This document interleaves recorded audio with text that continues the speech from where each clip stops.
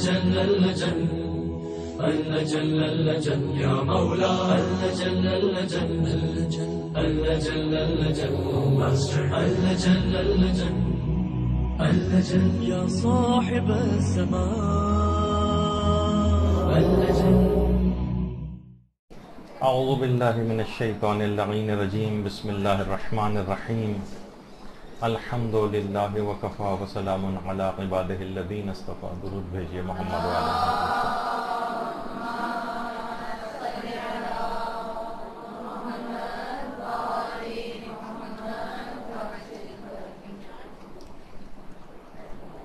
بہترین نماز کیسے پڑھیں، اس عنوان پر درس نمبر 14. پچھلی بار بلکہ تقریباً 2 نشستوں سے سجدے کے مسائل بیان ہو رہے ہیں. انشاءاللہ آج سجدے کے مسائل کو مکمل کر کے پھر تشہد اور سلام کے موضوع پر آئندہ سے گفتگو سٹارٹ ہوگی. دیکھیے، سجدہ ایک انتہائی اہم ترین عبادت ہے. اتنی اہم ہے کہ نماز سے بہت پہلے بھی سجدہ باقاعدہ کچھ فقہی مسائل کے اندر بھی اس کا تذکرہ آتا ہے کہ ابھی نماز شروع بھی نہیں ہوئی. مثلا نماز کی شروع ہونے سے قبل سجدے میں جائے، اور یا اذان و اقامت کے درمیان ایک دعا سجدے میں جا کر پڑھی جاتی ہے، ربی لک سجدت خاضعا خاشعا ذلیلا، یعنی وہ بھی سجدے میں جا کر پڑھی جاتی ہے. اور مستحب ہے کہ اذان اور اقامت کے درمیان کچھ افعال انجام دیے جائیں، جو بہت ساری طویل فہرست ہے کہ کیا کیا چیز انجام دی جا سکتی ہے. اس میں ایک یہ بھی ہے کہ یا تو انسان بیٹھ جائے یا سجدہ کرے. یعنی سجدہ ایک ایسی عبادت ہے کہ مختلف چیزوں میں، مختلف مسائل کے اندر بار بار اس کا تذکرہ آتا ہے. اچھا، اب جس وقت انسان حالت قیام میں ہو، اگرچہ وہ پڑھ رہا ہے نماز، لیکن اس کی نگاہ سجدہ گاہ کے اوپر ہو، یہ مستحب ہے. یعنی سجدے والی جگہ پر اس کی نگاہ ہونی چاہیے. ہے قیام میں لیکن نگاہ سجدے کی جگہ پر ہو. تو بہرحال اس طرح سے سجدے کی بہت سارے مسائل اور اس کے فضائل آتے ہیں. اور یہ اتنی افضل ترین چیز ہے سجدہ کہ ہمارے 7ویں امام موسیٰ کاظم علیہ الصلوۃ والسلام، اللہم صلی علی محمد،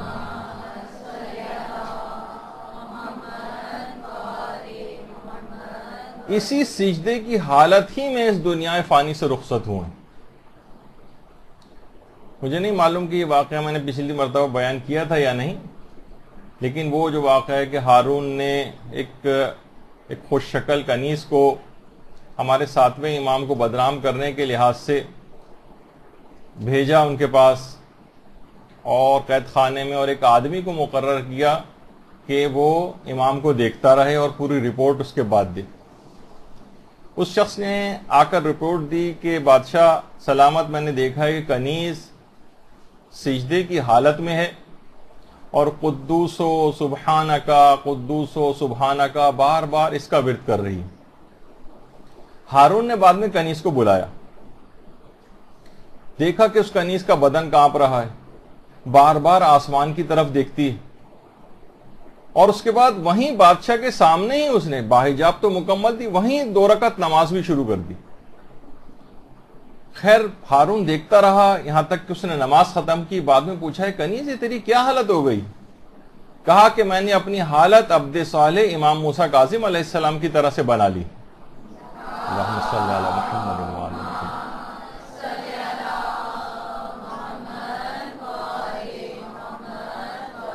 میں نے جب بھی کبھی انہیں دیکھا ہے ہمیشہ سجدے کی حالت میں یا نماز کی حالت ہی میں دیکھا.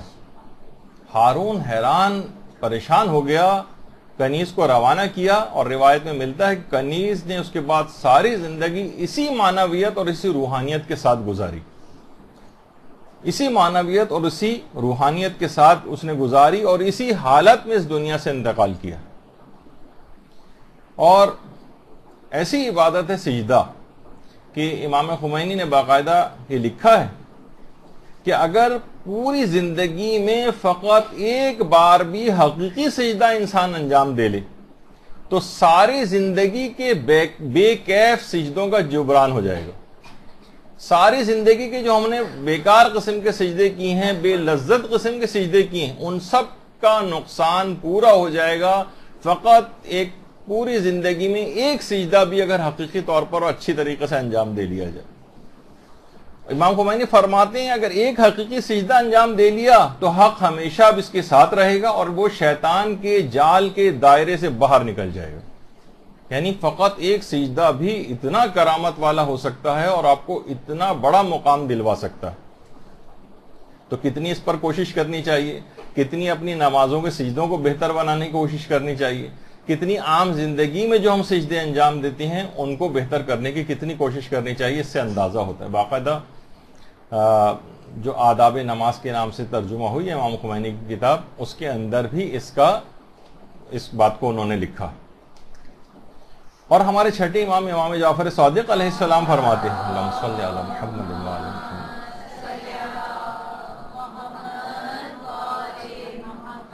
فرماتے ہیں کہ خدا کی قسم اگر کوئی شخص ایک بھی حقیقی سجدہ انجام دے لے، ایک حقیقی سجدہ، تو زندگی میں اسے کبھی کوئی نقصان نہیں ہوگا، خواہ پوری زندگی میں فقط ایک سجدہ ہی ایسا کیوں نہ انجام دے. دیکھا آپ نے، یعنی صرف ایک سجدہ بھی انجام دے لے تو کوئی دنیا اور آخرت کا نقصان اس کو دامن گیر نہیں ہوگا. یعنی اتنی بابرکت چیز ہے یہ سجدہ. فضائل تو پچھلی دفعہ بھی بیان ہوئے تھے، اس سے پہلی والی نشست میں بھی بیان ہوئے تھے، لیکن اب جو مسائل فقہ ہم اس سلسلے میں بیان کر رہے ہیں اس پر آ جاتے ہیں. دیکھیے پچھلی مرتبہ کاغذ پر سجدے کی کچھ باتیں بیان ہوئی تھیں اور وہاں پر اینڈ ہوا تھا، جو ہم نے کلپ اپنے استاد محترم کا آپ کو دکھایا تھا، اس کے اندر اس میں تفصیل آئی تھی.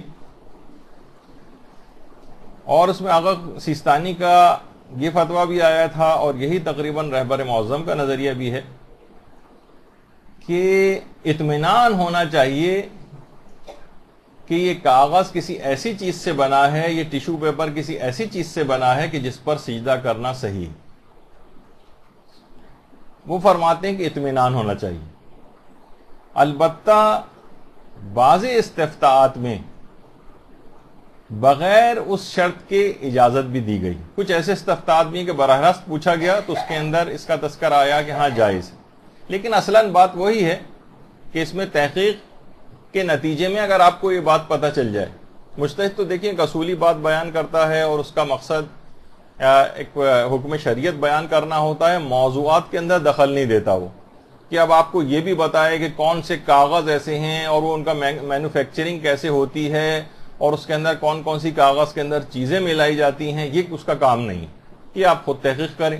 تو بہت سے صاحبان ایمان ایسے ہیں کہ جنہوں نے باقاعدہ اس پر تحقیق کی اور کہا کہ عام طور پر جتنے بھی کاغذ بنائے جاتے ہیں، عام طور پر کچھ اسپیشل قسم کے کاغذ یا پلاسٹک وغیرہ جس میں ہوتی ہے اس کو ایک طرف کرتے ہوئے، عام طور پر جو کاغذ ہوتے ہیں یہ وہی درخت وغیرہ کی اس سے چھال اور اس سے جو لکڑی ہوتی ہے اس سے بنتے ہیں. پوری مینوفیکچرنگ جس انداز سے ہوتی ہے اس کے بعد پورا پروسیس سے ہونے کے بعد جو کاغذ آپ کے ہاتھ میں آتا ہے تو وہ اس کے اندر کوئی ایسی چیز نہیں ہوتی. جب یہی وجہ ہے کہ بہت سے مراجع نے تو بغیر کسی شرط کے کاغذ پر سجدے کی ویسے ہی اجازت دی ہے، جیسے مرحوم آیت اللہ خوئی وہ فرماتے تھے کہ نہیں کاغذ کوئی سا بھی ہو تو اس پہ سجدے کی اجازت ہے. لیکن آغا سیستانی وغیرہ کا اصولی مسئلہ بیان کرتے ہیں اور اس کے بعد تحقیق آپ کے اوپر چھوڑتے ہیں. اور کچھ مومنین کی عام طور پر جو کاغذ پائے جاتے ہیں ان کے متعلق تحقیق یہی ہے. باقاعدہ ابھی بھی انٹرنیٹ پہ آپ جائیں، پیپر یونیورسٹی وغیرہ کو جا کر سرچ کریں مینوفیکچرنگ اس کی کیسے ہوتی ہے کاغذ کی یا ٹیشو پیپر کی، تو اس کے اندر بھی آپ کو پورا پروسیس مل جائے گا اور آپ انگریڈینٹس بھی دیکھ سکتی ہیں کہ کاغذ میں کون کون سے استعمال ہوتے ہیں. اور تقریباً سارے کے سارے وہی ہیں کہ جن پر عام حالات میں بھی سجدہ صحیح ہے. تو جس کو اس بات پر اطمینان ہو یا کوئی اپنی تحقیق آپ کرنا چاہیں تو آپ کے لیے میدان کھلا ہوا ہے، آپ تحقیق کریں. اور جس کو اس پہ اعتبار آ جاتا ہے تو وہ کاغذ پر بھی سجدہ کر سکتا ہے. اچھا، اب البتہ کچھ ایسے کاغذ ہو سکتے ہیں کہ جن کے اندر جو بھی آگے چل کر اگلے مسائل میں خیر ان کی تفصیل آ جائے گی کہ جن کے اوپر سجدہ صحیح نہیں، کچھ خاص قسم کے کاغذ. اچھا، اب بہت سارے ایسے کاغذ بھی ہوتے ہیں کہ جو رنگین ہوتے ہیں. تو دیکھیے رنگین کاغذ کا بھی کوئی مسئلہ نہیں، بس اوپر سے کوئی رنگ اس کاغذ کے اوپر نہ کیا ہو.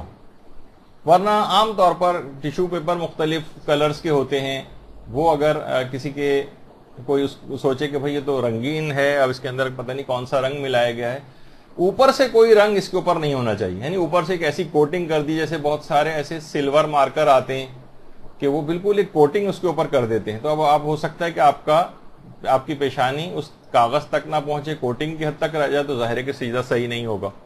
لیکن جو خود ان کی مینوفیکچرنگ میں ہی کلر شامل ہو جاتا ہے، بس کاغذ کا صحیح ہونا ضروری ہے. کاغذ ایک دفعہ آپ کو اطمینان ہو گیا کہ ایسی چیز سے بنا ہے، پھر اگر وہ کلرڈ بھی ہو تو اس کے اوپر بھی سجدہ صحیح.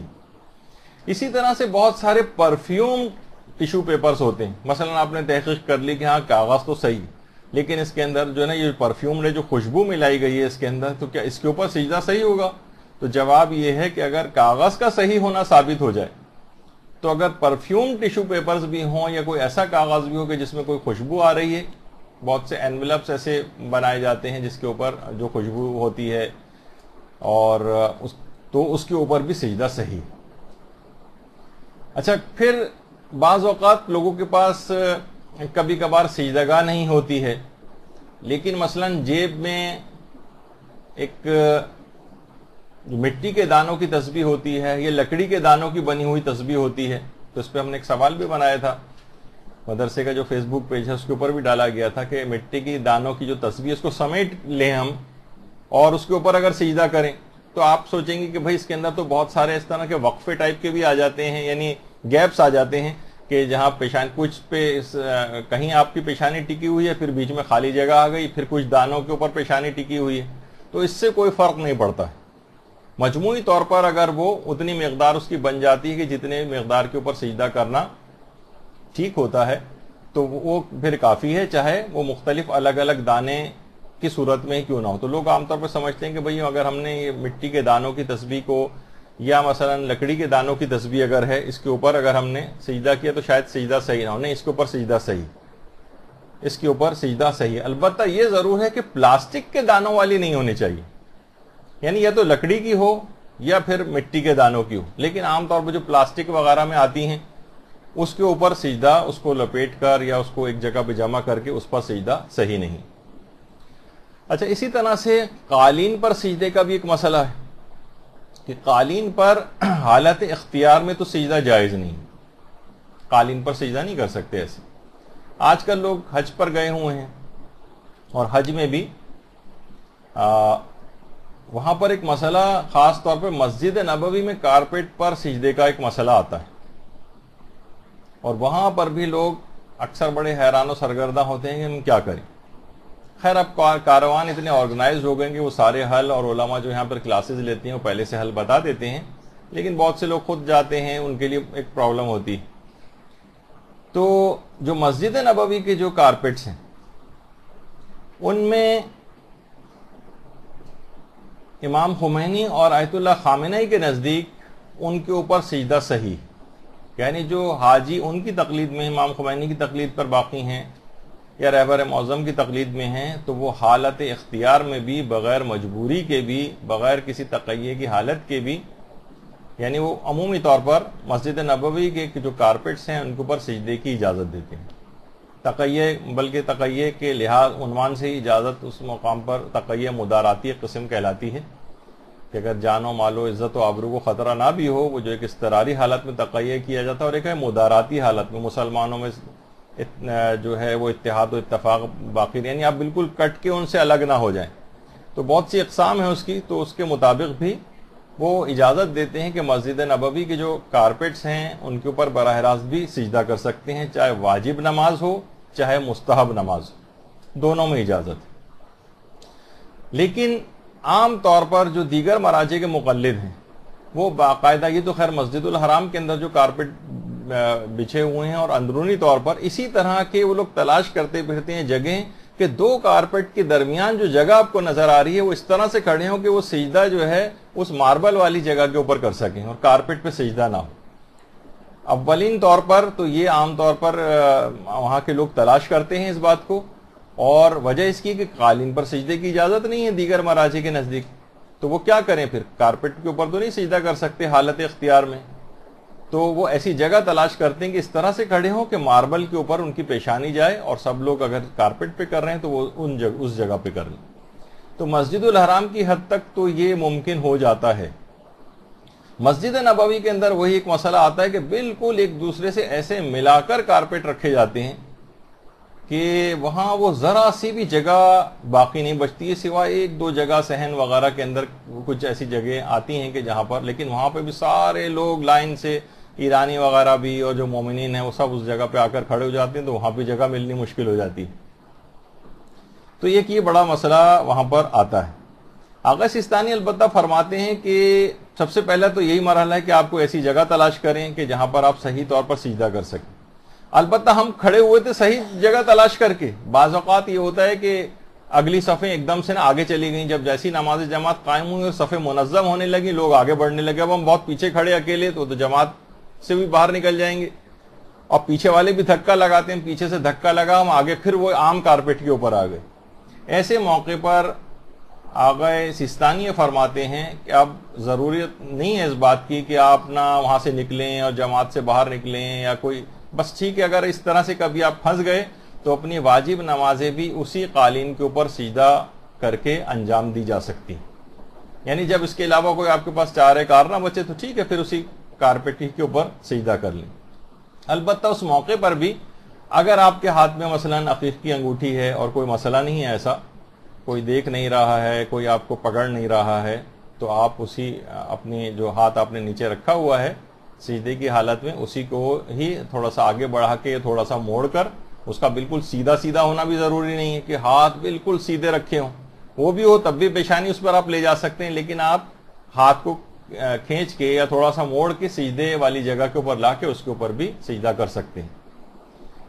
اسی طریقے سے فیروزہ یا اور جو قیمتی پتھر ہیں ان کے متعلق پچھلی دفعہ تفصیل بیان ہو چکی ہے۔ یا مثلا لوگ عام طور پر جو چٹائی، درختوں کی چھال سے بنی ہوئی جو چٹائی ہوتی ہے اس کے اوپر بھی سجدہ صحیح، عام طور پر یا تو لے کر جاتے ہیں اس طرح کی کوئی چٹائی اپنے ساتھ وہاں پر، کیونکہ بہت سارے برادران اہل سنت بھی اپنی جانمازیں لے کر آتے ہیں، یا عام کپڑے کی جانماز پر چٹائی کا بنا ہوا ایک ٹکڑا بیچ میں سی لیا جاتا ہے باقاعدہ کہ وہ اس پہ بالکل اسی کلر سے میچ کر جاتا ہے اور پتہ نہیں چلتا کہ الگ سے کوئی چیز لگائی گئی۔ تو اس طرح کی جانمازیں بھی عام طور پر کاروان یہاں پر پرووائڈ کرتے ہیں، تو اس لحاظ سے بھی اس کا مسئلے کا حل وہاں نکل آتا ہے کہ چلیں وہ عقیق کی انگوٹھی ہاتھ سے اتار کے لے جائیں گے۔ خود میرے ساتھ ایک دفعہ ہو چکا، میرے دوران نماز عقیق کی انگوٹھی ہاتھ سے اتار کے لے گئے ہوں۔ یا مثلا کوئی اور چیز ہے اور سجدہ گاہ وغیرہ رکھیں گے تو لازمی اٹھا کر لے جاتے ہیں اور اس کی توہین بھی ہوتی ہے، تو بہرحال ایک طریقہ یہ نکالا گیا اس انداز سے۔ لیکن کچھ اور ہیں، جیسے ہمارے مولانا غلام علی وزیری صاحب ہیں، وہ تو اپنا جو عصا ہوتا ہے، عصا میں جو بیچ والا جو پارٹ ایک لکڑی کا نظر آ رہا ہے، اسی عصا کو سامنے انہوں نے کھینچ کے رکھا اور آرام سے اس کے اوپر سجدہ کر لیا۔ یعنی کوئی بھی ایسی چیز کہ جس پر سجدہ کرنا صحیح ہو، لکڑی پر بھی سجدہ کرنا صحیح ہے، درخت کی چھال کی بنی ہوئی مثلا اگر کوئی جائے نماز کا کوئی پیس اس کے اوپر آپ نے لگا لیا ہے، یا خود درخت کی چھال کی بنی ہوئی جو جائے نماز ہوتی ہے اس کے اوپر بھی سجدہ صحیح ہے، لوگ عام طور پر لے کر وہاں آتے ہیں۔ اچھا، آغا سیستانی فرماتے ہیں کہ مستحب نمازوں میں، یہ تو واجب نماز کا مسئلہ تھا کہ حتی الامکان آپ کو کوشش کرنا ہے، لیکن فرماتے ہیں مسجد نبوی میں مستحب نمازوں میں رجائے مطلوبیت کی نیت سے کارپیٹ کے اوپر سجدہ کر سکتے ہیں۔ یعنی اگر آپ کو عام کوئی مستحب نماز پڑھنی تو ٹھیک ہے، مستحب نماز رجا کی نیت سے کارپیٹ کے اوپر وہاں پڑھنے کی اجازت۔ البتہ واجب نمازوں میں پہلے تو کوشش کریں، اور کبھی پھنس جائیں اور امکان نہ ہو اس کا تو پھر کارپیٹ پہ سجدے کی اجازت مل جاتی ہے۔ تو یہ ایک وہاں کا مسئلہ تھا، لوگ عام طور پر پریشان ہوتے ہیں کیا کریں، لیکن اس کے بھی حل موجود ہے۔ دیکھیے مٹی کے اوپر بہرحال اتنی تاکید کہ اس پہ نہ کرو، اس پہ نہ کرو، اس پہ نہ کرو، اور مٹی کی بہت زیادہ تاکید ہے۔ پھر خاک شفا کی پچھلی دفعہ آپ نے کتنی تاکید سنی تھی، یعنی اس کے اندر واقعی ایک ایسی روحانیت ہے، بلکہ ایک قرآنی آیت کا ایک مصداق بن جاتا ہے کہ جو کہ آیت اللہ ناصر مکارم شیرازی نے اپنے ایک درس میں بیان کیا ہے۔ میں اس کا ایک چھوٹا سا کلپ سناتا ہوں کہ آخر مٹی پر سجدہ یا زمین کے اوپر سجدہ اس کی کیا امپورٹنس ہے۔ اب آپ انہیں کی اس میں دیکھیے گا تو कि वो क्या फरमाते हैं। و از جمله مسائلی که توجه بهش خیلی لازمه داشته باشیم، مخصوصا جوانان تحصیل کرده، توجه به این حقیقت که خدا قرآنی در اختیار پیغمبر اسلام گذاشته که هر چه زمان پیش می رود مسائل تازه‌ای از این قرآن کشف میشه که در سابق نبوده. یعنی پا به پای زمان قرآن مجید پیش میره. حالا من یکی دو نمونه رو از آیات قرآن خدمت شما عرض کنم. اخیراً من یه نوشته دیدم، چیز جالبی درش بود. هر چه زمان میگذرد از قرآن یه چیز تازه‌ای کشف میشه. یه پروفسور سنی، اهل سنت، اما تحصیلات امروزیش در حد پروفسور، نوشته بود من عقیده دارم سجده رو بر همین خاک و مهر کرد و من از عقیده اهل سنت در این کار جدا شدم، مثل شیعه ها میخوام نماز بخونم. چرا؟ برای اینکه در آیه 29 سوره فتح وقتی که قرآن توصیف صفات برجسته اصحاب پیغمبر اسلام میکنه، میگه سیماهم فی وجوههم من اثر سجود، آثار سجده تو پیشانشون پیداست.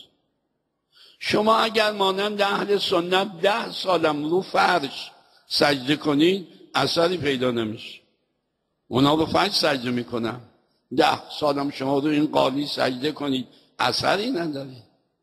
معلوم میشه رو چیزی سجده میکردن اصحاب پیغمبر که اثرش تو پیشانی میمونده، روی خاک و سنگ و مثل مهر ما سیماهم فی وجوههم من اثر سجود.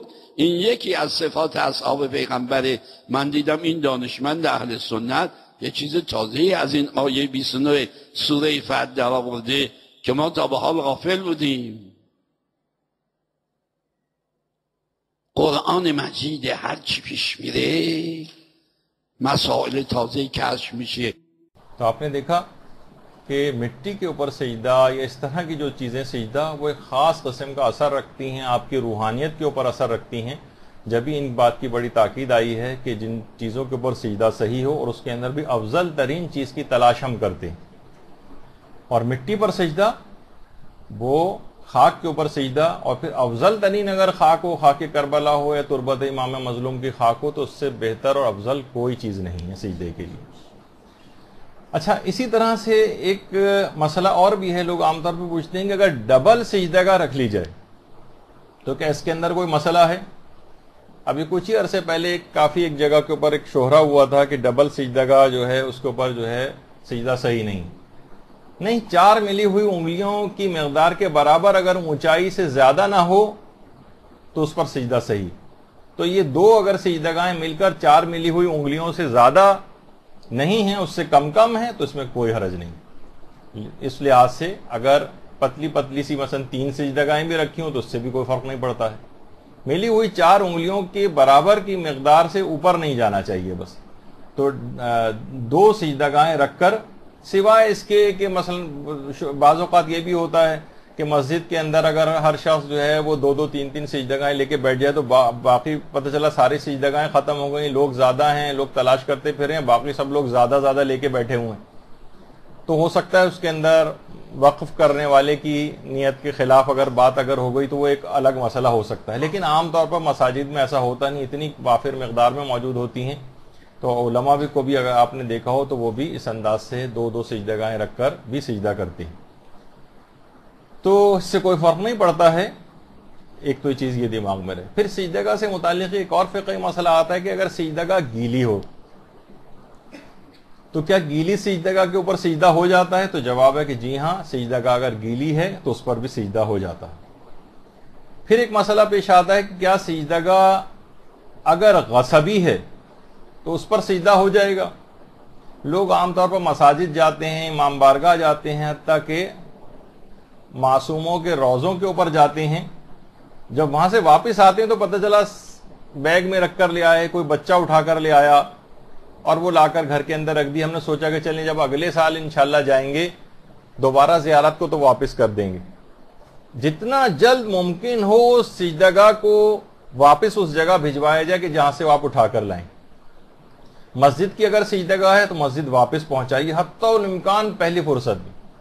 یعنی یہ نہ ہو کہ ٹھیک ہے جب کبھی اب عید کی نماز کے لیے ہم گئے تھے, اس کے بعد جب اگلی عید کی نماز آئے گی انشاءاللہ جب واپس لے جا کر رکھ دیں گے, اگلی دفعہ جب ہم دوبارہ زیارت پہ جائیں گے. نہیں, کوئی بھی آنے جانے والا ہو پوری کوشش کر کے جلد سے جلد اس کو وہاں پر بھجوایا جائے اور اس دوران احتیاط کریں کہ اس کے اوپر سجدہ نہ کرے. یا مثلا کوئی شخص مساجد کے اندر عام طور پر ہوتا ہے, کوئی اپنی سجدگاہ رکھ کر گیا باقاعدہ. تو بات یہ بیان ہو رہی تھی کہ غصبی سجدگاہ کے اوپر سجدہ جائز نہیں.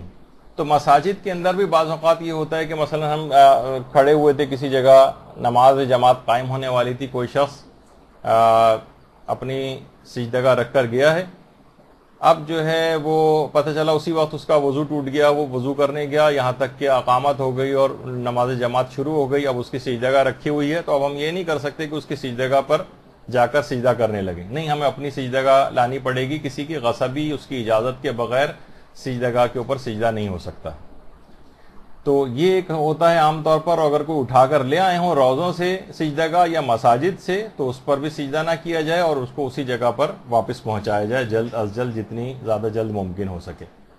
اچھا, بس اس میں ایک بات اور اس لحاظ سے رہ گئی کہ سجدگاہ کا سائز کتنا ہونا چاہیے. دیکھیے, عام طور پر یہ ہے کہ سجدگاہ کا سائز کم سے کم اتنا ہو کہ اس پر سجدہ کرنا صادق آئے. یعنی کہ ہاں اس کو شمار کیا جائے کہ اس کے اوپر آپ نے سجدہ کیا ہے, پیشانی آپ کی ہلتی نہ رہے, اتنا باریک سا مثلا ایک تسبیح کے دانے کے برابر اگر آپ کے پاس سجدگاہ ہے اور آپ کہہ رہے ہیں کہ اس پر ہم سجدہ کر رہے ہیں, یعنی اس پر سجدہ کرنا صادق آ سکے. کم سے کم اتنا سائز سجدگاہ کا ہونا چاہیے. اتنا باریک چھوٹے 2 ذرات مثلا کسی جگہ رکھے ہوئے ہیں, ایک تسبیح کا دانہ کوئی ٹوٹ گیا تھا, اس کا چوتھائی دانہ کہیں رکھا ہو, آپ نے کہا کہ میں اس کے اوپر سجدہ کر رہی ہوں, اتنی معمولی مقدار نہیں چلے گی. عام طور پر انگوٹھیوں کے جو نگینے ہوتے ہیں اس کے اوپر اگر آپ کا پیشانی اس کے اوپر قرار پا رہی ہے اور استقرار بھی اس کے اندر حاصل ہے تو کم سے کم اتنا سائز اس کا ہونا چاہیے کہ اس پر سجدہ کرنا صادق آ سکے. اچھا, اب بعض اوقات یہ ہوتا ہے کہ پیشانی اور سجدگاہ کے درمیان چند بال آ جاتے ہیں. مردوں کے ساتھ بھی ایسا ہوتا ہے کہ کر تو رہے اسی وقت کوئی بال آ گیا. اچھا, خواتین کا کوئی بال آ جائے تو وہ تو ایک الگ مسئلہ اس کے اندر آ جاتا ہے کہ ایک بال بھی عورت کا جانتے بوجھتے جبکہ اس کو پتا ہو بعد میں پتا چلے تو ایک الگ مسئلہ ہے کہ میرا کوئی بال نکلا ہوتا تو پچھلی نماز صحیح ہو جاتی. کوئی بال نہیں ہونا چاہیے. لیکن مردوں کے لحاظ سے عام طور پر یہ ہوتا ہے, ابھی ہم سجدے کے لحاظ سے گفتگو کر رہے ہیں, سجدے میں پیشانی اور سجدگاہ کے درمیان ایک یا چند بال آ جائیں تو اس سے بھی فرق نہیں پڑتا ہے اور اس سے بھی سجدہ صحیح ہو جاتا ہے. کیونکہ جیسے کہ میں نے اس سے پہلے کہا کہ اگر متفرق ایریاز ملا کر بھی سجدے کے برابر جگہ پہ اگر آپ نے سجدہ کر لیا تب بھی وہ سجدہ شمار ہو جائے گا. ضروری نہیں کہ مثلا پیشانی کے درمیان میں اگر ہم ایک دائرہ سا بنائیں اور اس کے اندر اس جگہ پر کوئی ایک بال بھی نہیں ہونا چاہیے, ایسا نہیں ہے. متفرق طور پر بھی پیشانی کے جو ایریاز ہیں وہ ملا کر بھی مجموعی طور پر ان پر سجدہ کرنا صادق اگر آ سکے تو 1-2 بال پیشانی پر اگر آ بھی جائیں اور حائل ہو جائیں تو اس سے بھی سجدے پر فرق نہیں پڑتا. تو ایک مسئلہ لوگ یہ بھی پریشان ہوتے ہیں کہ ایک بال آ گیا تھا یا چند بال آ گئے تھے تو اس سے کوئی فرق نہیں پڑتا ہے. اچھا, اسی طرح سے بعض اوقات لوگ یہ سوچتے ہیں کہ بھائی یہ جو ہے کہ اور چیزوں کے پر سجدہ یہ اس وقت ہوتا ہے کہ جب سجدگاہ موجود نہ ہو ہمارے پاس. اب اگر ہمارے پاس سجدگاہ موجود ہے تو اب ہم کسی اور چیز پر سجدہ نہیں کر سکتے. یہ کانسیپٹ بالکل غلط ہے. سجدگاہ پر سجدہ کرنا, مٹی پہ سجدہ کرنا یا تربت امام مظلوم پہ سجدہ کرنا وہ افضل ضرور ہے, لیکن اس کی موجودگی میں بھی آپ کم افضل اشیاء کے اوپر سجدہ کر سکتے ہیں. مثلا اس کے باوجود بھی ماربل اگر ہے آپ کے گھر میں, مثلا اور کوئی اس طرح کا کوئی پتھر ہے یا کوئی اور اس طرح کا فرش ہے کہ جس پر سجدہ کرنا صحیح ہو، یا آپ حالت اختیار میں بھی آپ کے ہاتھ میں عقیق کی انگوٹھی ہے مثلا، تب بھی آپ اس کے اوپر سجدہ کر سکتی ہیں. یہ اضطرار کا مسئلہ نہیں یا سجدہ کا نہ ہونے کا مسئلہ نہیں ہے، سجدہ کی موجودگی میں بھی ان چیزوں کے اوپر سجدہ جائز. یہ ایک مسئلہ اس کے اندر آتا ہے کہ یہ اس کا مسئلہ نہیں ہے کہ یہ صرف مجبوری کی حالت میں اس کی اجازت ہو، عام حالات میں بھی اجازت ہو. البتہ افضل وہی ہے کہ مٹی یا اس طرح کی کسی چیز پر سجدہ کیا جائے.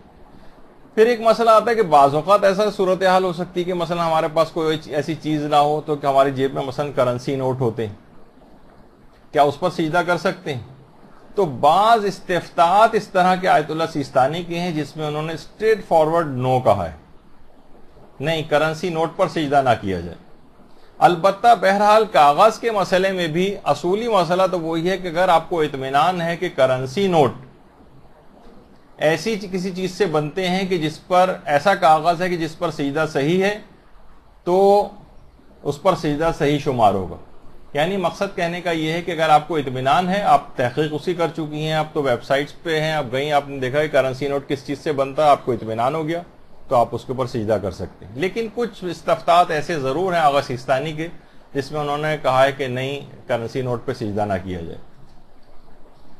اچھا، البتہ مرحوم آیت اللہ خوئی ان کی کتاب جو منیت السائل ہے، یہاں پہ تھوڑا سا اس میں لکھنے میں غلطی ہوئی ہے، اس کا کتاب کا نام ہے منیت السائل، یہ آقا خوئی کی کتاب ہے. اس میں آقا خوئی نے کرنسی نوٹ پر سجدے کی بالکل اجازت دی، اور بہت سے استفتاءات میں رہبر معظم نے بھی کرنسی نوٹ پر سجدے کی اجازت دی ہے. البتہ یہ ضرور ہے کہ اس جو کرنسی نوٹ جو بھی ہو وہ کوشش کریں کہ تصویر والی طرف نہ کریں.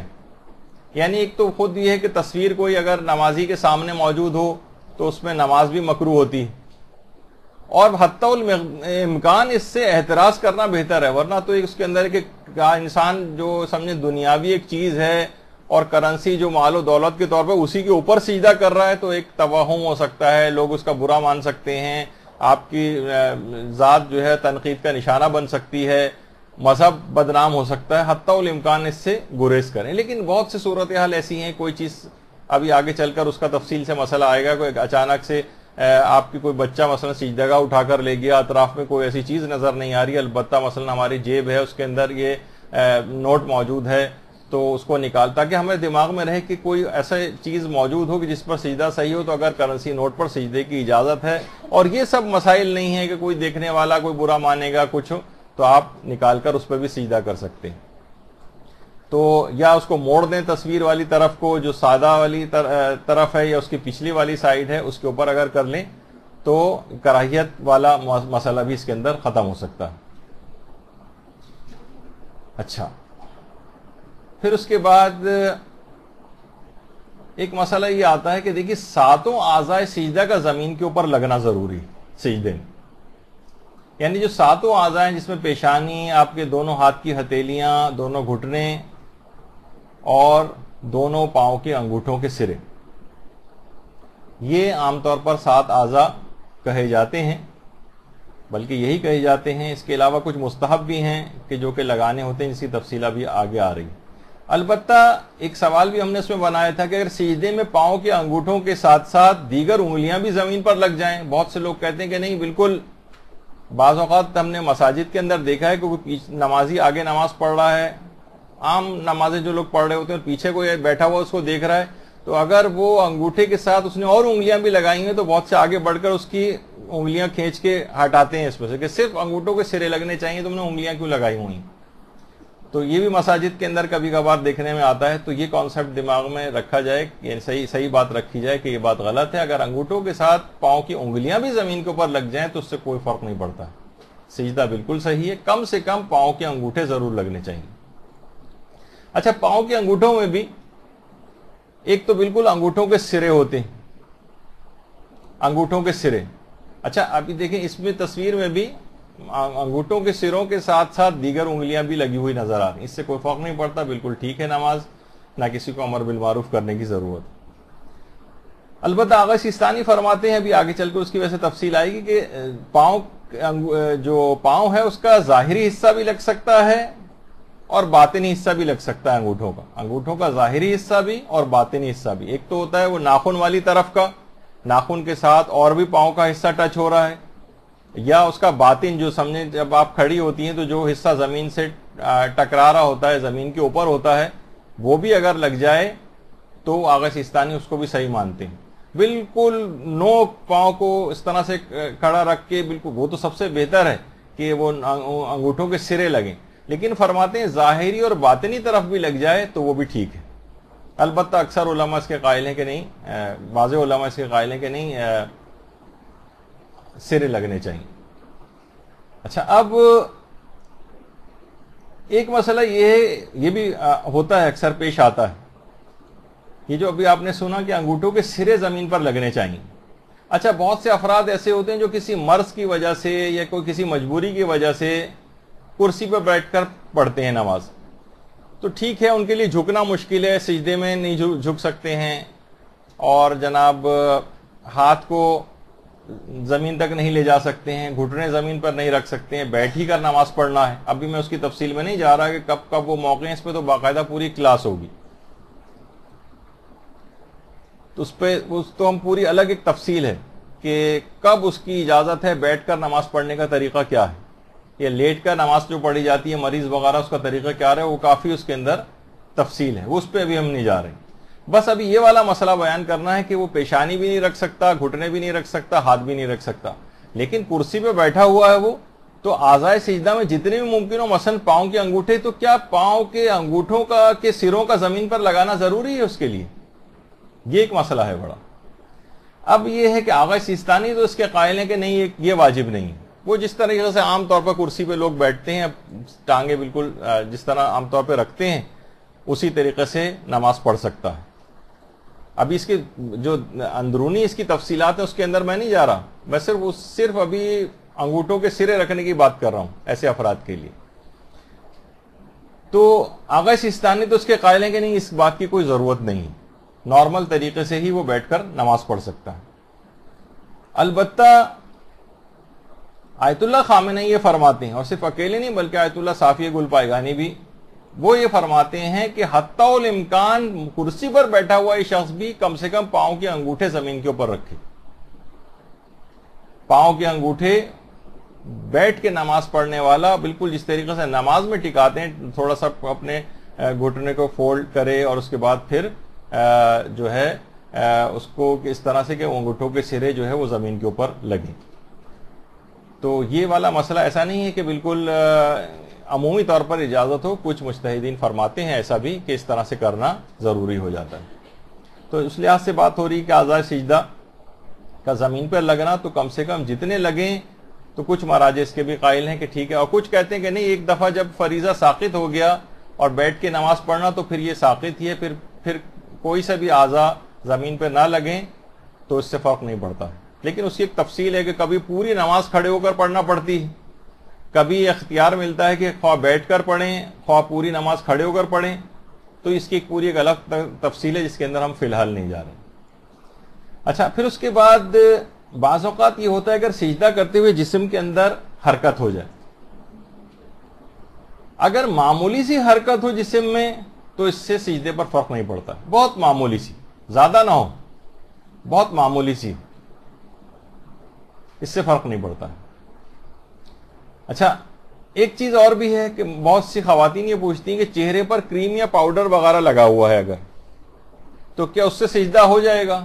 تو عام طور پر اگر ہلکا سا کریم یا پاؤڈر لگایا ہوا ہوتا ہے تو کریم عام طور پر کھال میں جذب بھی ہو جاتی ہے, اور ہلکا سا پاؤڈر وہ ایک ایسی لیئر نہیں بناتا کہ پیشانی سے اس جگہ تک نہ پہنچ سکے, تو ٹھیک ہے. لیکن اب کوئی ایسی چیزیں آ گئی ہوں یا اتنے ہیوی قسم کے میک اپ ہونے لگے ہوں کہ جو باقاعدہ آپ کی پیشانی پر ایک کوٹنگ کر دیں, کوٹنگ وہ والی کہ جو عام طور پر خواتین شادی بیاہ میں کر کے جاتی ہیں, اس کے بعد جو ہے بارش ہو جاتی ہے, لائٹ چلی جاتی ہے, اور شوہر جا کر کہتا ہے کہ خالہ جان ذرا میری وائف کو تو بھیجیے گا, تو پتہ چلا وہ وائف ہی ہوتی ہیں ان کی.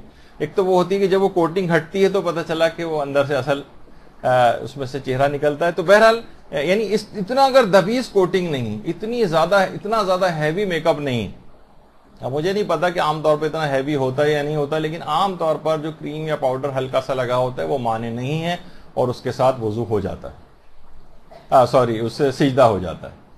تو یہ ایک دماغ میں رہے. اچھا، ابھی جو اس سے پہلے بات ہوئی تھی کہ جناب جسم کو حرکت نہیں ہونی چاہیے، اگر سجدے میں اگر کوئی دھکا دے دے،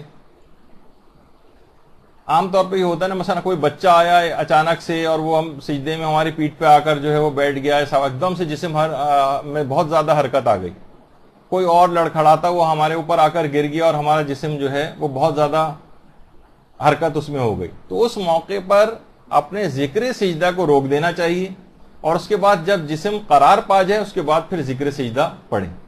اختیاری حالت میں تو جان بوجھ کر آپ یہ نہیں کر سکتے کہ اعضائے سجدہ میں سے کوئی ایک ہٹائیں. آپ مثلا اگر آپ کو اعضائے سجدہ میں سے سجدے کے دوران ہی کوئی کام کرنا ہے، مثلا اچانک سے بہت زیادہ کسی مقام پر جسم کی کھجلی آ گئی سجدے میں، تو سوائے پیشانی کے، پیشانی نہیں اٹھا سکتے، سوائے پیشانی کے آپ اعضائے سجدہ میں سے کوئی سا بھی عضو کو اٹھا سکتے ہیں. اس دوران بس ذکر سجدہ روک دیجیے، اور جہاں پہ بھی کھجانا ہے یا کوئی اور جسم سے مثلا کوئی کیڑا آ گیا، آپ کو ہاتھ سے ایک دم سے اس کو ہٹانا ہے، اب سجدے میں سے ہاتھ کو اٹھانا پڑے گا، تو پیشانی کو نہ ہٹائیں.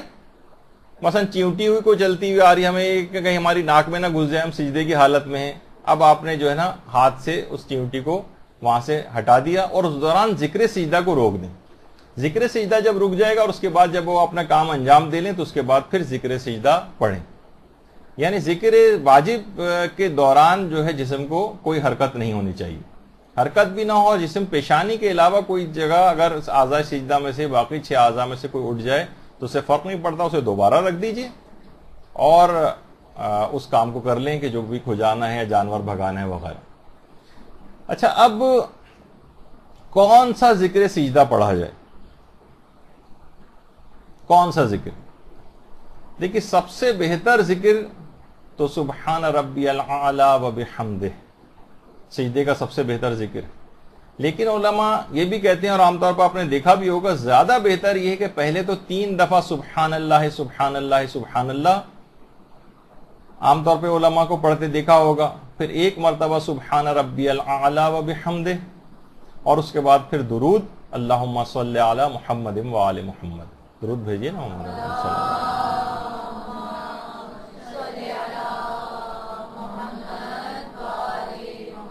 کیونکہ بہترین نماز پڑھنا ہے، ورنہ تو واجبات پہ اکتفا بتایا جاتا آپ کو نہیں. تو بہتر سے بہتر نماز بنانے کے لیے اس طرح سے کرنا ہو. اچھا، یہ کتنی مرتبہ پڑھیں ذکر سجدہ؟ کتنی بار ذکر سجدہ کو کتنی مرتبہ پڑھیں؟ تو دیکھیے، اگر کوئی ایک بڑا ذکر پڑھ دیں تو کافی. جیسے کہ رکوع میں بھی ہم نے ذکر کیا تھا، کوئی ایک بڑا ذکر، مثلا یہ سبحان ربی الاعلی و بحمدہ، یہ ایک بڑا ذکر ہو گیا، ایک دفعہ بھی کافی. لیکن اگر اس کو بھی یا اس کے ساتھ کوئی اور اذکار بھی ہیں، وہ 3 دفعہ 5 دفعہ 7 دفعہ جتنی مرتبہ ذکر سجدہ کی زیادہ سے زیادہ تعداد کی کوئی حد نہیں.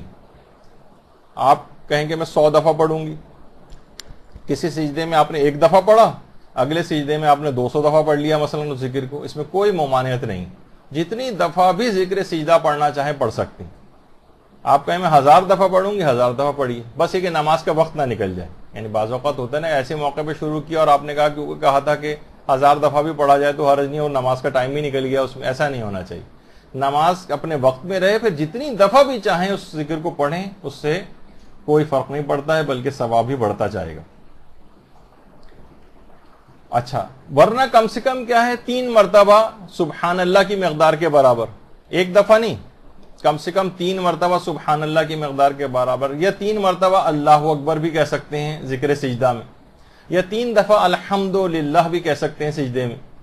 یعنی ضروری نہیں ہے کہ ہم سبحان ربی الاعلی ہی پڑھیں، بلکہ 3 دفعہ سبحان اللہ سبحان اللہ سبحان اللہ، الحمدللہ الحمدللہ الحمدللہ، یا اللہ اکبر اللہ اکبر اللہ اکبر، یہ بھی سجدے کے ذکر کے طور پر پڑھا جا سکتا ہے. لیکن 1 دفعہ نہیں پڑھا جائے گا، کم سے کم یہ 3 دفعہ پڑھے. چھوٹے اذکار ملا کر بڑے ذکر کے برابر ہو جائیں کم سے کم، یا کوئی ایک بڑا ذکر وہ تو پڑھنا واجب ہے کہ کم سے کم اتنی مقدار، اور زیادہ سے زیادہ کی کوئی حد نہیں. اچھا، اب ایک مسئلہ یہ آتا ہے کیا سجدے میں ذکر رکوع پڑھ سکتے ہیں یا رکوع میں ذکر سجدہ پڑھنا؟ کچھ علماء ایسے رہے جو احتیاط واجب لگا کر منع کرتے تھے اس کو، لیکن کم سے کم جیسے خود آیت اللہ سیستانی یہ بات فرماتے ہیں کہ پڑھ سکتے ہیں، خود رہبر معظم بھی فرماتے ہیں کہ قصد قربت کی نیت سے اس کو قربت مطلقہ کی نیت سے پڑھ سکتے ہیں، یعنی بہرحال پڑھنے کی اجازت ہے کہ رکوع میں سجدے کا ذکر پڑھ دیں، سبحان ربی العظیم و بحمدہ وہ سجدے میں پڑھ دیں اور سجدے کا ذکر رکوع میں پڑھ دیں۔ البتہ بہتر وہی ہے کہ رکوع کا رکوع میں اور سجدے کا سجدے میں، کیونکہ کچھ علماء احتیاط واجب لگا کے منع بھی کرتے ہیں، لیکن کیونکہ فی الحال ظاہر ہے کہ تقلید کے اعتبار سے ابھی ان کی ضرورت نہیں ہو رہی مسائل بیان کرنے کی، تو اس میں اس کی اجازت ہے۔ اچھا، اسی طرح سے ذکر سجدہ کے طور پر علماء سے پوچھا بھی گیا کہ کیا قرآن پڑھ سکتے ہیں؟ مثلا قرآن کی کچھ آیات ہم ذکر کے طور پر پڑھ دیں تو اجازت تو ہے، البتہ سجدے میں قرآن پڑھنا مکروہ ہے۔ یہ ان افراد کے لیے بھی بات ہے کہ جو لوگ عام طور پر ابھی ہماری تشہد پہ جب موقع آئے گا تو اس کے اندر کچھ باتیں اس کی بیان کریں گے کہ یہ کیا بات ہوئی کہ مولا علی کا نام لینے سے نماز جو ہے باطل ہوئی جا رہی اور اس میں جذباتی قسم کی باتیں کی جاتی ہیں۔ تو اس میں بھی یہ ہے کہ اللہ کا کلام سجدے کے اندر پڑھا جا رہا ہے، اس میں کہہ رہے ہیں نماز کا ثواب کم ہو جائے گا۔ اسی طریقے سے مثلا جو آیات سجدہ جس کے اندر ہیں وہ نماز کے دوران پڑھنی واجب نماز میں مثلا نماز بھی باطل ہو سکتی ہے، حرام بھی ہے پڑھنا، کیونکہ اس کے بعد پھر جو ہے سجدہ کرنا جو ہے وہ ضروری ہو جاتا ہے۔ تو یہ کہا جائے کہ جناب یہ آپ نے کیسے کہہ دیا کہ قرآن کتنی بہترین آیات کہ ان میں سجدہ بھی اس کے اندر آ رہا ہے تو اسی میں ٹھیک ہے سجدے میں بھی چلے جانے چاہیے، تو اس میں انسان جذباتی باتیں کرنا شروع کر دے تو یہ انتہائی احمقانہ قسم کی باتیں ہیں۔ ادھر ادھر کی باتوں کو، سب کے مسائل کی اہمیت الگ ہے، ہم ہر چیز کو اٹھا کر اس طرح سے جذباتی بنا کر نماز کے اندر نہیں ڈال سکتے۔ تو سجدے میں قرآن پڑھنے کی اجازت ہے، لیکن کیا ہے مکروہ ہے، ثواب نماز کم ہو جائے گا۔ اسی طرح سے مثلا پھر ایک مسئلہ یہ آتا ہے کہ ذکر واجب ہم نے کر لیا تو اس کے بعد کوئی دعا پڑھا سکتے ہیں اس کے اندر؟ سجدے میں کوئی دعا پڑھنا، چاہے وہ مسنون دعا ہو یعنی باقاعدہ روایات کے اندر آئی ہو، چاہے وہ غیر مسنون ہو، روایات کے اندر اس کا ذکر نہ آیا ہو، ہم نے ویسی اپنی سے کوئی دعا بنا کر اس کے اندر سجدے کے اندر پڑھ لیں، تو ذکر واجب ایک دفعہ انجام دینے کے بعد کوئی بھی دعا پڑھی جا سکتی، کوئی بھی دعا۔ البتہ علماء سے پوچھا بھی گیا کہ مثلا الہی العف، کیا یہ ذکر کے طور پر پڑھ سکتے ہیں؟ مثلا چلے ہم اس پہ اکتفا نہیں کریں، 3 دفعہ اس کو کہہ رہے ہیں الہی العف الہی العف الہی العف، 3 دفعہ ہم نے کہہ دیا، ذکر جو واجب کی مقدار بھی بن گئی۔ آغا سیستانی تو فرماتے ہیں کافی نہیں، اس کو ذکر کے طور پر شمار نہیں کرتے۔ البتہ رہبر معظم نے کہا ہے کہ اس کو پڑھا جا سکتا ہے۔ بہتر تو دیکھیے وہی ہے جو اصل اذکار جو شروع میں بتائیں وہ پڑھیں، لیکن ہم مختلف تاکہ آپ کے سامنے مسائل بالکل کلیئر ہو جائیں، کون سی چیز پڑھ سکتے ہیں کون سی چیز نہیں پڑھ سکتے ہیں۔ بعض اوقات کسی عالم کو کوئی چیز کرتا دیکھیں تو لوگ اعتراض کرنے لگتے ہیں جہالت کی وجہ سے کہ ایسا کیوں کیا انہوں نے۔ تو اس بات کی آغا سیستانی اجازت نہیں دیتے ہیں ذکر کو پڑھنے کی، رہبر کے نزدیک البتہ اجازت۔ دیکھیے بہت ساری چیزیں ایسی ہیں، کچھ لوگوں نے باقاعدہ یہاں پر ایک صاحب، جیسے میں نے ایک دفعہ پچھلی کسی نشست میں بھی تذکرہ کیا تھا کہ جو کہیں سے آئے تھے، اچھا اب عام طور پر کسی بھی شخص کا امام ابا قبا پہن کر کسی جگہ سے آنا، اس کو لوگ چیک بھی نہیں کرتے، جیسے کہا جائے کہ جناب فلاں ڈاکٹر صاحب جو نا فورن کوالیفائڈ ہیں، انگلینڈ سے پڑھ کر آئے ہیں۔ اب لوگ یہ نہیں دیکھتے کیا پڑھ کر آئے ہیں کیا نہیں پڑھ کر آئے ہیں، ہو سکتا ہے وہاں 3 روز کا کوئی سیمینار اٹینڈ کر کے آئے ہوں اور سرٹیفکیٹ لگا دیا انہوں نے اور پتہ چلا لوگ کہتے ہیں کہ اچھا یہ تو بہت بڑے سرجن ہیں مثلا۔ تو اسی طرح کی کچھ صورتحال وہاں پر بھی ہوتی۔ تو یہاں پر ایک صاحب آئے تھے کہ ان کو متعلق مشہور ہوا تھا کہ وہ عراق سے آئے ہیں اور انہوں نے پورے پاکستان کے طوفانی دورے بھی کیے تھے اور ہر جگہ جا کر رکوع اور سجدے میں صرف یا علی یا علی یا علی پڑھتے تھے۔ اچھا بہت سارے لوگ بڑے خوش عقیدگی کے اندر آگے کہ دیکھیے کتنی زبردست ان کی جو ہے وہ شخصیت ہے، کتنے مولائی ہیں یہ۔ تو بہرحال اس طرح سے لوگوں کو بہکانے کے لیے افراد آتے ہیں. تو ایک اگر واجب ذکر پڑھنے کے بعد کوئی سی بھی دعا پڑھی جا سکتی، لیکن ذکر کے طور پر ہی کوئی چیز آپ نے انوینٹ کر دیں کہ جو کہ ذکر شمار نہ ہو، ذکر خدا شمار نہ ہو، تو اس کو پڑھنے کی اجازت نہیں. اچھا، اسی طرح سے البتہ واجب ذکر پڑھ لیا پھر کوئی دعا پڑھ سکتے ہیں. مثلا یہ اللہم کن لولیک الحجت والی جو دعا ہے، اللہم صلی علی محمد وعلی محمد،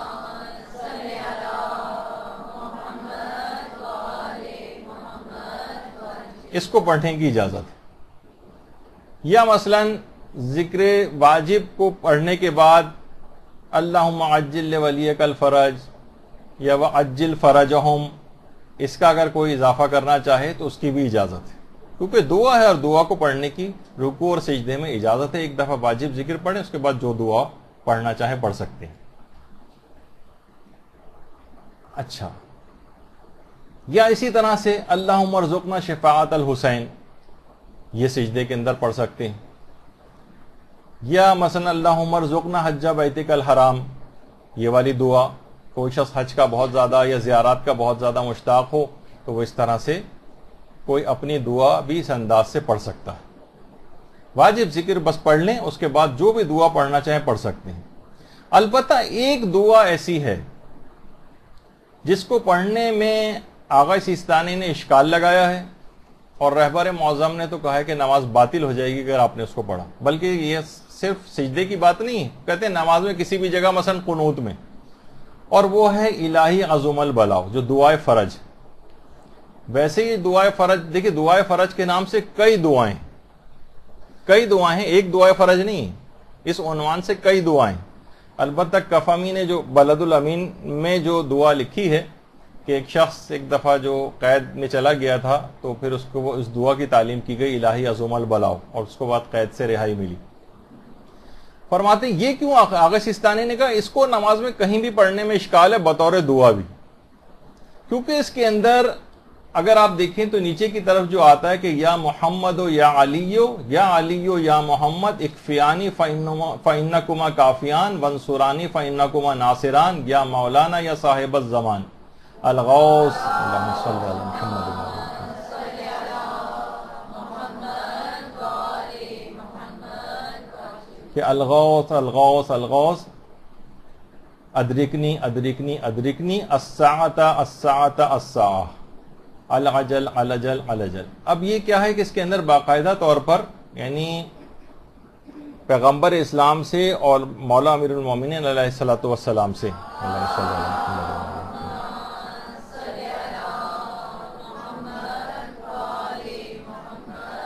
براہ راست ان سے دعا مانگی گئی. تو فرماتے ہیں کیونکہ نماز اللہ کے لیے پڑھی جا رہی ہے، ان کا وسیلے سے تو دعا مانگ سکتے ہیں، لیکن براہ راست نماز میں، ویسے الگ سے میں آپ کو بتا دوں کہ یہ الگ ایک موضوع آئے گا کسی موقع پر کہ کیا براہ راست بھی معصومین سے دعا مانگی جا سکتی ہے. تو جواب مانگی تو جا سکتی ہے، لیکن غیر از نماز میں اشکال ظاہر کیا آغا سیستانی نے، اور رہبر نے تو فرمایا اگر اس کو پڑھا تو مبطل نماز بھی، کہ آپ مدد کو آئیے مدد کو آئیے مدد کو آئیے، ابھی اسی وقت اسی ساتھ جلد از جلد، جو بھی اس طرح کے جو اس کے اندر جو جملے ہیں اس کی بنا پر اس دعا کو پڑھنے کو منع کیا گیا ہے. اس کے علاوہ جو اور بھی دعائیں ہیں، کیونکہ دیکھیے لعن جو ہے وہ بھی دعا شمار ہوتی ہے. ایک دعا ہے، ہم پروردگار سے دعا کرتے ہیں کہ جو بھی جنہوں نے بھی آل محمد پر ظلم کیا ہے ان پر لعنت ہو، اور یہ مستحبات میں سے بھی یہ ہے. اور خیر دل سے ظالمہ کو برا سمجھنا وہ تو ایک واجبات کا بھی ایک مسئلہ ہے. تو لعن بھی جو ہے وہ پڑھی جا سکتی ہے. یا اللہم لعن قتلۃ امیر المومنین، یہ بھی سجدے میں پڑھا جا سکتا ہے، اس میں بھی کوئی حرج نہیں. اچھا، پھر اس کے بعد یا لطیف ارحم عبدک الضعیف، یہ خاص طور پر آخری سجدے کے اندر پڑھی جا سکتی، لیکن کسی بھی سجدے کے اندر بھی پڑھ سکتے ہیں، لیکن عام طور پر آخری رکعت کے آخری سجدے میں علماء کو اپنے پڑھتے دیکھا ہوگا. اچھا یا لطیف ارحم عبدک الضعیف یہ کسی باقاعدہ سجدے کی دعا کا جملہ نہیں ہے کہ اس کو معصوم سے مروی ہو کہ اس کو سجدے کے اندر پڑھا جائے. البتہ اس کے ٹکڑے مختلف الگ الگ دعاؤں کے اندر آئیں تو دعا کوئی سی بھی کیونکہ سجدے کی حالت میں پڑھی جا سکتی ہے, اس لحاظ سے اس کی اجازت ہے, لہذا اس کی اجازت ہے. لیکن یہ کہا جائے کہ یہ آپ کے دماغ میں آئے کہ الہی یا لطیف ارحم عبدک الضعیف, یہ باقاعدہ کسی امام نے حکم دیا الگ سے, تو یہ دماغ میں رہے کہ اس کا الگ سے حکم نہیں ہے, لیکن علماء میں رائج ہے اور ایک بہترین دعا ہے اور مجرب بھی ہے, تو اس کو پڑھنے کی اجازت ہے. اسی طرح سے البتہ یہ جو ہے کہ یا خیر المسئولین و یا خیر المعطین ارزقنی وارزق عیالی من فضلک انکا ذو الفضل العظیم, یہ والی جو دعا ہے یہ تو باقاعدہ معصوم سے مروی ہے, اور وسعت رزق کے لیے تو بڑی مجرب ہے کہ جو آخری رکعت کے آخری سجدے کے اندر اس کو پڑھتے ہیں ان کی وسعت رزق تقریباً یقینی ہو جاتی ہے. تو اس لحاظ سے اس ذکر کا پڑھنا, یا ایک اور ذکر ہے یا ولی العافیہ والا جو ایک ذکر اکثر علماء پڑھتے ہیں, یا ولی العافیہ نسألک العافیہ و دوام العافیہ عافیت العافیہ عافیت الدین والدنیا والآخرہ, یہ بھی اکثر پڑھے جاتے ہیں یہ والے اذکار, اور یہ نمازوں کو بہتر سے بہتر بناتے چلے جاتے ہیں. یعنی واجب ذکر کے بعد اگر ان اذکار کو پڑھا جائے تو وسعت رزق بھی بہت زیادہ آتی ہے اور نماز بھی بہتر سے بہتر ہوتی چلی جاتی ہے. اچھا یہ یا ولی العافیہ والی جو ہے یہ بھی کسی معصوم سے مروی نہیں دعا نہیں, یہ مختلف دعاؤں کے ٹکڑے ہیں. خاص طور پر طواف میں حجر اسود کے قریب سے جب گزر رہے ہوتے ہیں اس وقت یا ولی العافیہ والی دعا کچھ جملوں کے فرق سے وہاں پر پڑھی جاتی ہے. تو مختلف ٹکڑے ہیں, اور وہ سجدے میں بھی علماء نے کہا کہ اگر اس کے اندر جا کر پڑھیں تو الگ سے یہ علماء میں رائج ہو گیا ہے سلسلہ, لیکن یہ کہ الگ سے معصوم نے حکم نہیں دیا ہے کہ آخری رکعت کی آخری سجدے میں اس دعا کو پڑھو, لیکن مجرب ہے اپنی نمازوں کو بہتر بنانے کے لیے علماء اور مراجع بھی اس کو پڑھتے ہیں, تو اس لحاظ سے پڑھنا چاہیے. اسی طرح سے ذکر یونسیہ سجدے میں اکثر لوگ کہتے ہیں کہ جو آپ نے کہا تھا مثلا 400 دفعہ اپنی روحانیت کو قوی کرنے کے لیے ذکر یونسیہ پڑھا جائے, تو کیا یہ صرف الگ سے سجدے کی بات ہے یا ہم واجب نمازوں کے سجدے میں بھی ذکر یونسیہ پڑھ سکتے ہیں؟ تو جواب ہے کہ واجب نمازوں کے سجدے میں بھی ذکر یونسیہ پڑھ سکتے ہیں, لیکن مسئلہ وہی ہے کہ قرآن سجدے کے اندر پڑھنا مکروہ ہے. تو بہرحال ثواب کیونکہ ہمیں لینا ہے تو بہرحال کوشش یہ کریں کہ غیر از جو نماز والا سجدہ ہوتا ہے, سجدہ شکر ہے یا اس کے علاوہ جو اور سجدے آپ کرتی ہیں مستحب طور پر, اس کے اندر اس کو پڑھیں. واجب نماز کے اندر کیونکہ قرآن کا پڑھنا مکروہ ہے, اس لحاظ سے پڑھنے کی اجازت تو ہے, لیکن کراہیت ہونے کے اعتبار سے قرآن کی نیت سے جو ایک لحاظ سے جو قرآن پڑھا جاتا ہے کہ ہم اس قرآن کی آیت کی تلاوت کر رہے ہیں, اس لحاظ سے کراہیت آ سکتی ہے. اسی طرح سے اگر ہم چاہیں کہ مثلا تسبیحات اربعہ کو ہم سجدے کے اندر پڑھیں تو اس کی بھی اجازت ہے, تسبیحات اربعہ. اچھا کتنی دفعہ ان اذکار کو پڑھا جائے, کتنی دفعہ؟ ابھی آیا کہ جتنی دفعہ چاہیں پڑھیں. کیا اس میں معصوم کی کوئی سیرت بھی ہے؟ حفظ ابن غیاث ایک صحابی ایک فرماتے ہیں کہ میں نے چھٹے امام جعفر صادق علیہ السلام کو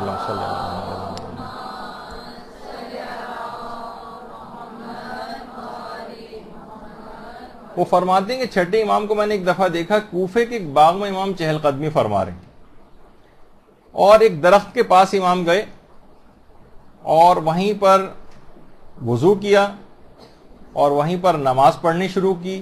امام نے رکوع بھی کیے, اس میں سجدے بھی کیے, اور سجدے بہت طویل کیے. میں نے شمار کیا تو امام نے 500 مرتبہ تسبیحات سجدے کی حالت میں پڑھی. یعنی سبحان اللہ, کیونکہ بہترین ذکر یہی ہے کہ گویا امام نے اسی ذکر کو پڑھا ہوگا. 500 کہتے ہیں میں نے باقاعدہ شمار کیا, 500 مرتبہ امام نے ذکر کو پڑھا. اور کچھ اذکار اور بھی ایسے ہیں جو کہ بہار الانوار کی جلد نمبر 83 میں بھی ہمارے امام موسیٰ کاظم علیہ الصلوۃ والسلام کا ایک ذکر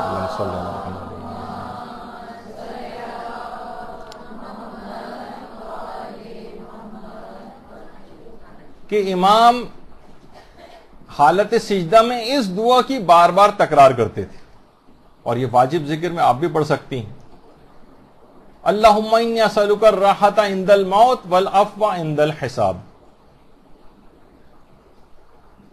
کہ پروردگار میں تجھ سے مرتے وقت راحت کا طلبگار ہوں اور قیامت میں حساب کے وقت مغفرت کا. یعنی باقاعدہ امام الگ سے بہت زیادہ اس ذکر کی تکرار کیا کرتے تھے. تو دیکھیے تمام اذکار ایسے ہیں کہ جو آپ کی نمازوں کو بہتر سے بہتر بناتے چلے جائیں گے، اس کی روحانیت اور معنویت کے اندر اضافہ کرتے جائیں گے. اور یہ علماء مختلف طریقوں سے ان کو اپنے، آپ نے کبھی نمازیں اگر سنی ہو، ایک کلپ ہم ابھی آپ کو سنواتے بھی ہیں، تو اس میں آپ کو اندازہ ہوگا کہ کس طرح سے ان اذکار کو پڑھا جاتا ہے. سبحان اللہ سبحان اللہ سبحان اللہ سبحان ربی الاعلی وبحمدہ اللہم صل علی محمد وآل محمد یا ولی العافیہ نسألک العافیہ یا خفی الالطاف نجنا برحمتک مما نحذر ونخاف من عقوبات الدنیا وعذاب الآخرة یا ارحم الراحمین.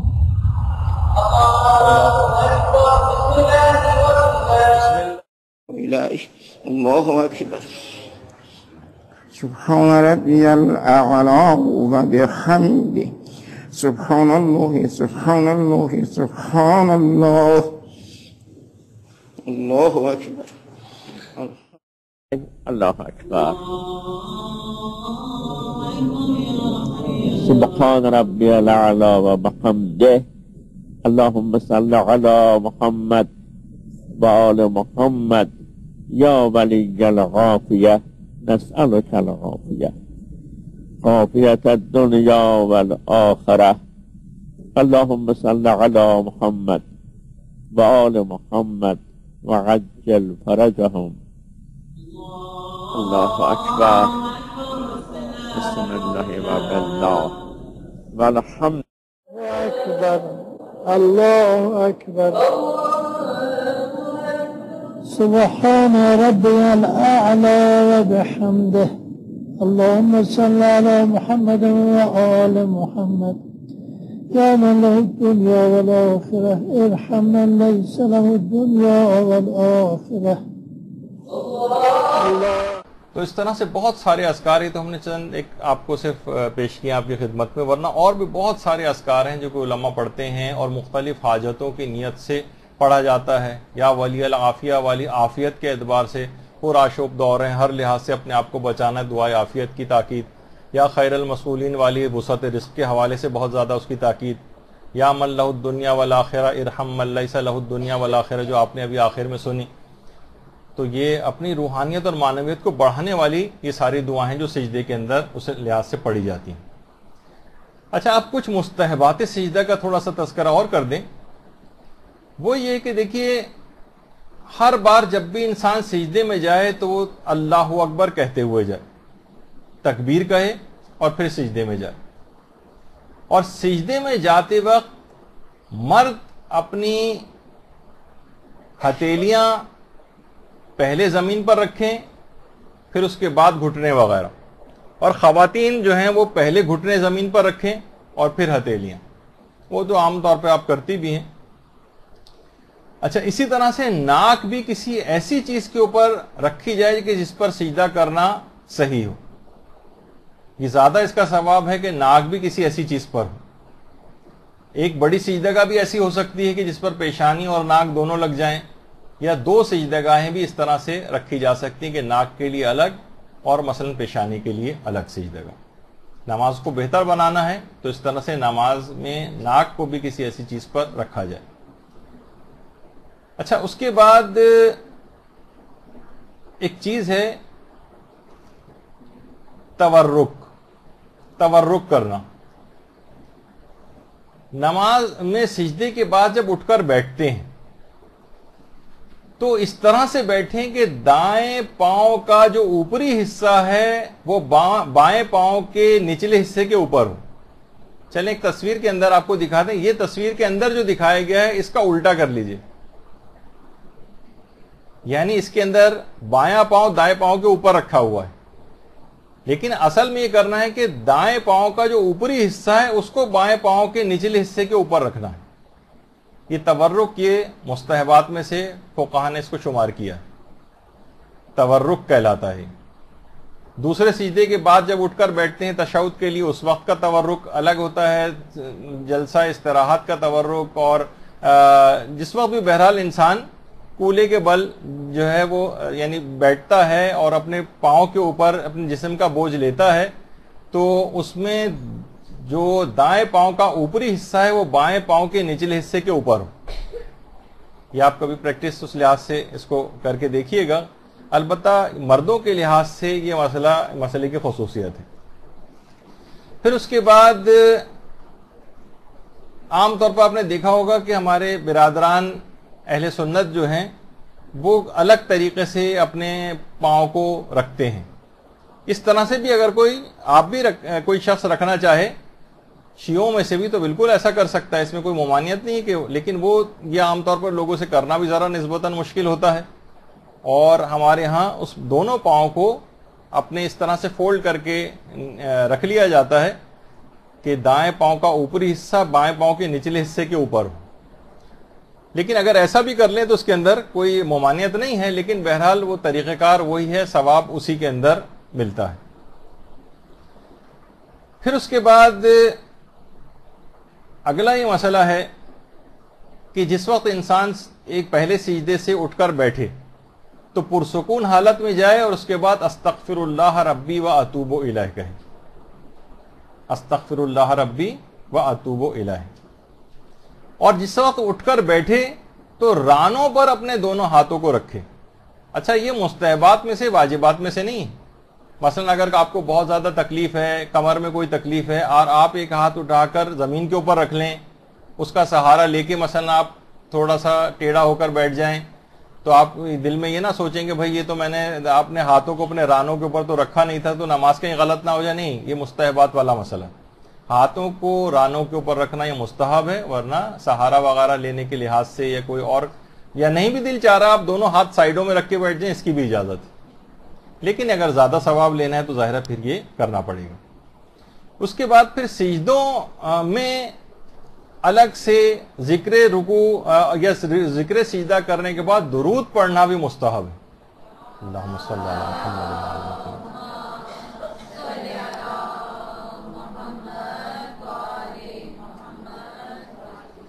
درود پڑھنا مستحب ہے. پھر دوسرے سجدے میں جانے سے پہلے پھر دوبارہ تکبیر کہی جائے، یعنی آپ نے اس سے پہلے استغفر اللہ کہا تھا، اس کے بعد تکبیر کہہ کے پھر سجدے میں گئے ہیں. اچھا جب سجدے سے قیام کے لیے اٹھ رہے ہوں تو پہلے اپنے گھٹنوں کو اٹھائیں اور اس کے بعد پھر مردوں کے لحاظ سے خصوصیت کے ساتھ یہ بات ہے کہ پہلے گھٹنوں کو اٹھائیں اور اس کے بعد پھر ہاتھ کو اٹھائیں. پہلے گھٹنوں کو اور اس کے بعد پھر ہاتھ کو. اچھا پھر ایک اور جو مسئلہ آتا ہے کہ مرد حضرات کے لیے کہ سجدوں میں مرد اپنی کوہنیاں اور پیٹ کو زمین سے نہ لگائیں. جائز ہے البتہ لگانا، لیکن زیادہ ان کے لیے بہتر ہے کہ اپنی کوہنیوں اور پیٹ کو زمین سے الگ رکھیں اور ہاتھوں کو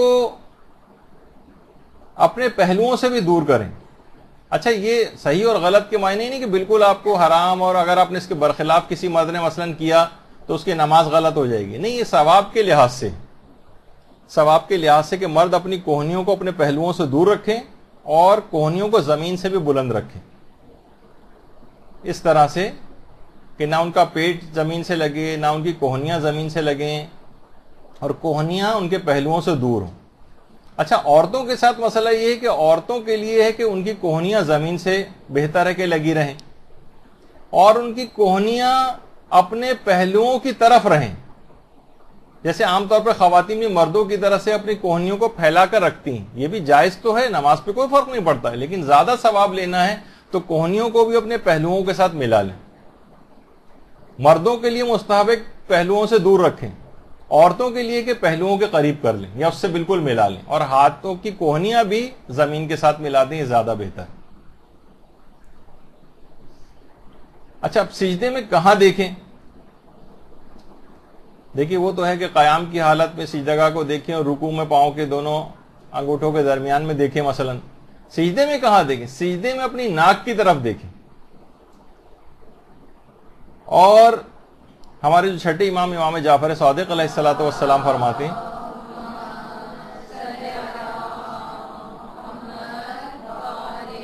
وہ ایک عرفانی پہلو کی طرف اشارہ کیا ہے کہ حقیقت سجدہ یہ ہے کہ تمام چیزیں تمہاری آنکھوں سے پوشیدہ ہو جائیں اور سجدے میں آنکھیں ادھر ادھر نہ دیکھیں.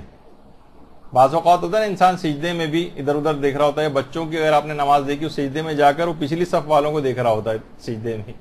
تو بہرحال اس طرح کی نہ ہو کہ ادھر ادھر کی صورتحال کی آنکھیں ادھر ادھر ہوں. اچھا اب البتہ مرد بھی اگر چاہیں تو بہرحال یہ ہے کہ اپنی اگر اس نے کسی مرد نے کوہنی زمین سے لگائی ہوئی ہے تو بہرحال یہ دماغ میں رہے کہ نماز اس کی غلط نہیں ہے, نماز صحیح, بس ایک افضل چیز کو اس نے ترک کیا.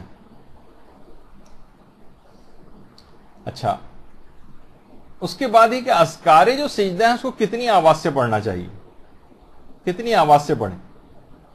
تو دیکھیے ویسے تو اختیار ہے کہ اذکار رکوع یا اذکار سجدہ کو بلند آواز سے بھی پڑھ سکتے ہیں, آہستہ آواز میں بھی پڑھ سکتے ہیں. خواتین کو بھی اس بات کی اجازت ہے, بس وہی ذرا ہے کہ نامحرم وغیرہ اگر نہ سن رہا ہو تو بلند آواز سے بھی پڑھ لیں, تو اس میں کوئی حرج نہیں. لیکن ہے دونوں کی اجازت. اچھا اب دیکھیے سجدے میں ہتھیلیوں کا زمین پر رکھنا ضروری ہے, لیکن مثلا اگر ہاتھ کی انگلیاں ہیں وہ اگر کوئی شخص انگلیوں کو اٹھا لے, یا آپ نے دیکھا ہوگا انگلیاں بہت ہلکے پھلکے طریقے سے رکھی ہوتی ہیں, تو اس سے کوئی فرق نہیں پڑتا ہے, ہتھیلی ہونی چاہیے بس زمین پر. لیکن اگر کوئی شخص یہ چاہے کہ نہیں ہتھیلی کے بجائے میں انگلیاں رکھ لوں خالی, یہ کافی نہیں. اگرچہ دیکھا جائے تو بظاہر لگ رہا ہے کہ اس نے ہاتھ ہی رکھا ہو, نہیں ہتھیلی ہونی چاہیے. یہاں تک کہ اگر مثلا اگر کسی شخص کو کسی زخم وغیرہ کی وجہ سے ہتھیلی رکھنا اگر ممکن نہیں ہے تو پھر یہاں تک حکم ہے کہ پھر ہاتھ کی پشت رکھے نیچے. اور اگر کوئی شخص پورا ہاتھ نہیں رکھ سکتا تو جتنے بھی قریب ترین جگہ مثلا کلائی ہے اسے کلائی کو زمین پہ رکھنا پڑے گا, اور کلائی بھی اگر متاثر ہوئی ہے تو کوہنی کو زمین کے اوپر رکھنا پڑے گا. یعنی جو حصہ بھی قریب ترین اس ہتھیلی سے ممکن ہو اس کو زمین کے اوپر رکھنا. حتیٰ کہ بہت سارے افراد ایسے ہوتے ہیں کسی کا ہاتھ کٹ گیا ہے مثلا مصنوعی ہاتھ اس نے لگایا ہوا ہے, تو بھی علماء یہ فرماتے ہیں کہ احتیاط واجب یہ ہے کہ وہ یہ نہیں کہ مصنوعی ہاتھ یا مصنوعی ہاتھ کی ہتھیلی وہاں پر رکھے, پھر وہ قریب ترین جو جگہ ہے اس کے اوپر اپنے ہاتھ کو رکھے. مثلا جہاں سے صحیح اس کا ہاتھ شروع ہوتا ہے, مثلا کلائی کے جوڑ سے شروع ہو رہا ہے ہاتھ تو اس کو زمین پہ رکھے, ذرا اور آگے سے شروع ہو رہا ہے کلائی کے درمیان سے تو اس کو زمین پہ رکھے. یعنی یہ نہیں کر سکتا کہ بھائی میرا مصنوعی ہاتھ لگا ہوا تو اور میں نے اس کی مصنوعی ہاتھ کی ہتھیلیاں مثلا رکھی ہوئی ہیں, یہ کافی نہیں ہے.